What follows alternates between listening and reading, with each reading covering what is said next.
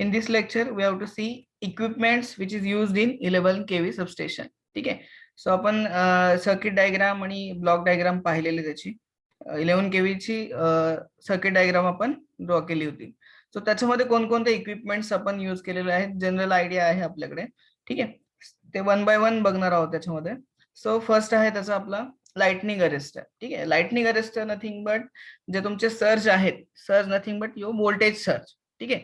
जे काही lightning stroke मुळे व्होल्टेज सर्जेस जे क्रिएट होतात, that surges directly grounded with the help of your lightning arrester. ठीक आहे. टेक्निकली बोलायचं झालं लाइटनिंग अरेस्टर और सर्ज, त्याला सर्ज इन्व्हर्टर असंही म्हणतात. ठीक आहे. सो तो काय प्रोटेक्टिंग डिव्हाइस आहे which conducts the high voltage surge on the power system to the ground. म्हणजे जे काही लाइटनिंग स्ट्रोकमुळे हाय व्होल्टेज सर्ज क्रिएट होतात. सर्ज म्हणजे काय, सडन इन्क्रीज इन व्होल्टेज. ठीक आहे. सडनली तुमचं लाइटनिंग स्ट्रोक किंवा वीज पडल्यामुळे काय होतं, तुमचं व्होल्टेज, ठीक आहे, लाईनचं जे व्होल्टेज असेल, फॉर एक्झाम्पल 11 kV ची डिस्ट्रीब्युशन लाईन असेल, that 11 kV becomes number of times, म्हणजे ते 33 kV होईल, 44 kV होईल. तर ती लाईन सस्टेन करेल का, किंवा तो ट्रान्सफॉर्मर सस्टेन करेल का तो 44 kV 66 kV? तर नाही करू शकणार. That's why you are using lightning arrester. ठीक आहे. लाइटनिंग अरेस्टर काय करतो, सिम्पली जे हाय व्होल्टेज सर्जेस आहेत किंवा सडन इन्क्रीमेंट इन व्होल्टेज आहे, ठीक आहे, दॅट इज डायरेक्टली ग्राउंडेड. हे त्याचं फंक्शन आहे. त्याची जनरल डायग्राम आहे. फॉर एक्झाम्पल हा तुमची ट्रान्समिशन किंवा डिस्ट्रीब्युशन लाईन आहे. ठीक आहे.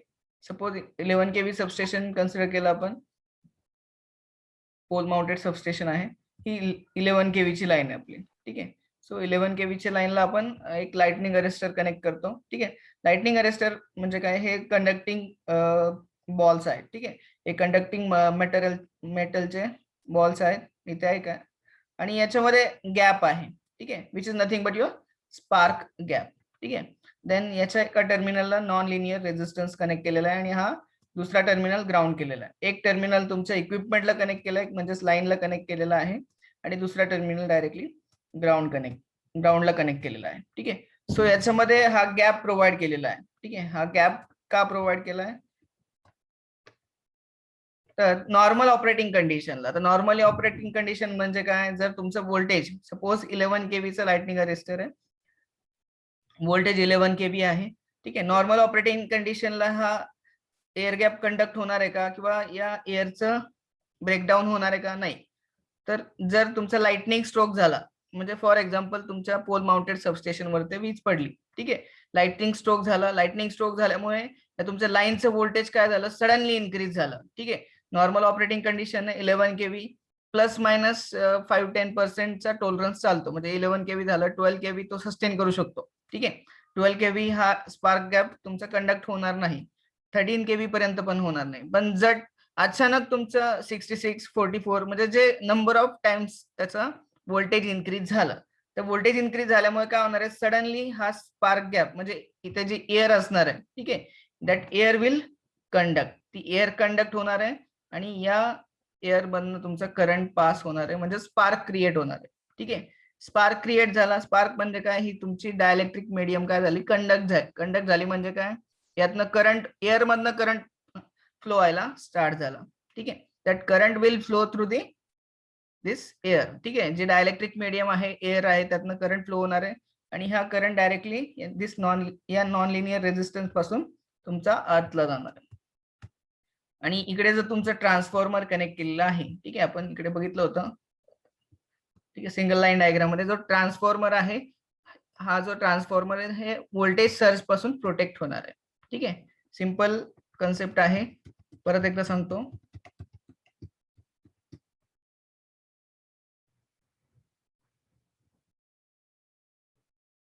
So these are the types of lightning arrestor. First one is rod gap arrestor, then horn gap arrestor, multi gap arrestor, then fourth one is expulsion type arrestor, fifth one is wall type lightning arrestor. ठीक आहे. We'll see one by one. ठीक आहे. याच्यामध्ये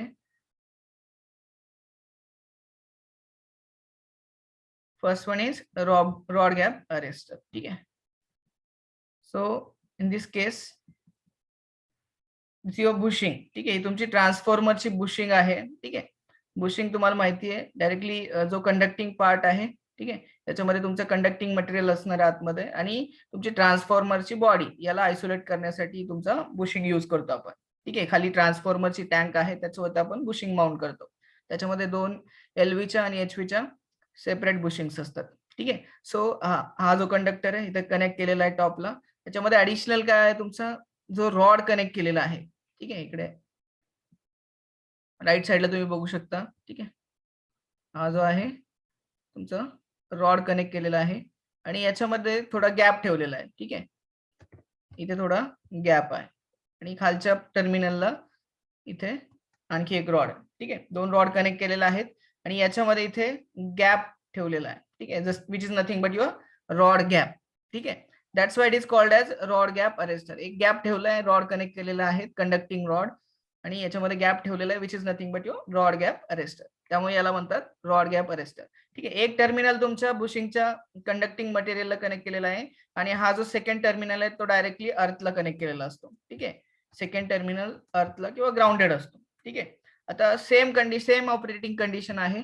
जेव्हा normal operating कंडिशनला आपण काय करतो, सपोज हा 11 kV चा आहे. ठीक आहे, 11 kV नॉर्मल ऑपरेटिंग व्होल्टेज आहे. सर ट्रान्सफॉर्मर तुमच्या बुशिंग थ्रू ट्रान्सफॉर्मरला सप्लाय जाणार आहे इकडनं. हा तुमचा एअर गॅप किंवा रॉड गॅप कंडक्ट होणार आहे का नॉर्मल ऑपरेटिंग कंडिशनला? नाही. जेव्हा तुमचं लाइटनिंग स्ट्रोक होणार आहे, ज्यावेळेस लाइटनिंग स्ट्रोक होईल याच्यावरती, ठीक आहे, this voltage will break down this gap. ठीक आहे, जो एअर गॅप आहे तो व्होल्टेज काय करेल, त्या एअर गॅपला ब्रेक डाउन करेल. हा जो एअर गॅप आहे इथला ब्रेकडाऊन होईल. ब्रेकडाऊन होईल म्हणजेच काय, जी एअर आहे इट विल बिकम्स कंडक्टिंग. ठीक आहे, ती एअर कंडक्टिव्ह होईल आणि या गॅप मधून करंट फ्लो व्हायला स्टार्ट होईल.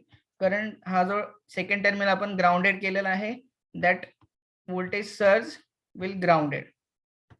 ठीक आहे, in order to protect this transformer. आपण ट्रान्सफॉर्मरला प्रोटेक्ट होणार आहे तुमचा, जेणेकरून तुमचे व्होल्टेज सर्ज आहेत ते ट्रान्सफॉर्मर मधनं न जाता डायरेक्टली या रॉड गॅप थ्रू डायरेक्टली अर्थ मध्ये जाणार आहे. ठीक आहे, so this is basic function of your lightning arrester. इथे रॉड यूज केले, that's why you can call rod gap arrester. ठीक आहे,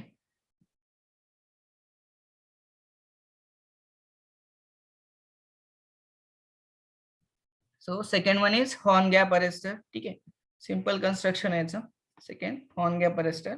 आता या केसमध्ये काय होतं, तुमचं हा जो सपोज इथे लाईन कनेक्ट केलेली आहे. ठीक आहे, this your line and this your non linear resistance. हा तुमचा नॉन लिनियर रेजिस्टन्स आहे आणि इकडे तुम्ही ग्राउंड करू शकता. ठीक आहे, suppose this terminal is grounded to this choke coil. आता याच्यामध्ये ऍडिशनल हे स्ट्रक्चर आहे तुमचं हॉर्न लाईक स्ट्रक्चर आहे. ठीक आहे, शिंग हॉर्न जसे असतात ना, त्यामुळे याला बोलतात हॉर्न गॅप अरेस्टर. ठीक आहे, आता हॉर्न गॅपचा ऍडव्हान्टेज काय आहे? ठीक आहे, आता नॉर्मल ऑपरेटिंग कंडिशनला सर्वांना माहिती आहे, normal suppose this is 11 kV line, 11 kV चा आपला अरेस्टर आहे. ठीक आहे, लाइटनिंग अरेस्टर आहे. सो नॉर्मल ऑपरेटिंग कंडिशनला यातनं करंट फ्लो होणार आहे का? नाही. या गॅप मधून करंट फ्लो होणार आहे का? नाही. बट ज्यावेळेस लाइटनिंग स्ट्रोक येणार आहे, ज्यावेळेस तुमचं व्होल्टेज सर्ज येणार आहे, ठीक आहे, व्होल्टेज इन्क्रीज झालं, व्होल्टेज सर्ज आलं, त्यावेळेस हा जो गॅप आहे, the air gap between this two terminal will conduct. ठीक आहे, एअर गॅप कंडक्ट होणार आहे किंवा जे डायलेक्ट्रिक मीडियम आहे दॅट विल कंडक्ट. ठीक आहे, डायलेक्ट्रिक मीडियम कंडक्ट होणार आहे आणि याच्यामध्ये तुमचं स्पार्क क्रिएट होणार आहे. इथे स्पार्क क्रिएट झाला. हा जो स्पार्क आहे तो अपवर्ड, हॉर्न गॅपचं स्ट्रक्चर असं केलेलं आहे म्हणजे क्रिएट इथे बॉटमला क्रिएट होणार आहे आणि इथे तुमचा हा अपवर्ड मूव्ह होणार आहे. ठीक आहे, म्हणजे स्पार्क जो आहे तो वरच्या बाजूला असा मूव्ह होत जाणार आणि याची लेंथ इन्क्रीज होणार आहे. गॅपची लेंथ इन्क्रीज झाली. आता तुम्हाला माहिती आहे, जर लेंथ इन्क्रीज झाली तर रेजिस्टन्स काय होतो? आपण फॉर्म्युला बघितला, R equals to rho L by upon A. ठीक आहे, सो आपण याची लेंथ इन्क्रीज करतोय म्हणजे या जो तुमची आर्क आहे त्याची लेंथ इन्क्रीज करतोय. याला बोलतात लेंथनिंग ऑफ आर्क. ठीक आहे, याला बोलतात लेंथनिंग ऑफ आर्कची लेंथ इन्क्रीज केली आहे, त्यामुळे काय होणार आहे, तुमचा रेझिस्टन्स कशाचा, आर्कचा, ठीक आहे, आर्कचा रेझिस्टन्स इन्क्रीज होणार आहे. त्यामुळे जो आर्कचा रेझिस्टन्स इन्क्रीज झाल्यामुळे तुमची हे जे आर्क आहे किंवा व्होल्टेज आहे त्याचं कमी होणार आहे. ठीक आहे. आणि हा जो लिकेज जे काही एक्सेसिव्ह व्होल्टेज आहे किंवा जे सर्ज व्होल्टेज आहे दॅट इज डायरेक्टली ग्राउंडेड. ठीक आहे. जे काही सर्ज व्होल्टेज आहे ते डायरेक्टली ग्राउंड केलं जातं with the help of through non linear resistor. ठीक आहे. आता याचं हॉर्न लाईक स्ट्रक्चर आहे, that's why it is called as horn gap arrester. ठीक आहे. आता हे तुम्हाला आता व्हिडिओ अवेलेबल नाही माझ्याकडे, तुम्हाला ग्रुपवर टाकेल. हॉर्न गॅप अरेस्टर किंवा तुम्ही युट्यूब करू शकता हॉर्न गॅप अरेस्टर कसा फंक्शन करतो. ठीक आहे. बघण्यासाठी खूप इंटरेस्टिंग आहे. स्पार्क प्रोड्यूस होत असताना इथे ग्राउंडला म्हणजे इथे या पॉइंटला स्पार्क क्रिएट होतो आणि तो अपवर्ड मूव्ह होत जातो ऑटोमॅटिकली. ठीक आहे. आणि जशी त्याची अपवर्ड मूव्ह झाला लेंथ इन्क्रीज होते आणि एक पॉइंट असा येतो की हे अशी लेंथ येते आणि एक पॉइंट असा येतो की हे ब्रेक होतं डायरेक्टली. ठीक आहे. ते बघू शकता तुम्ही. ठीक आहे. युट्यूब करा, भेटेल तुम्हाला. ठीक आहे. क्लिअर आहे इथपर्यंत?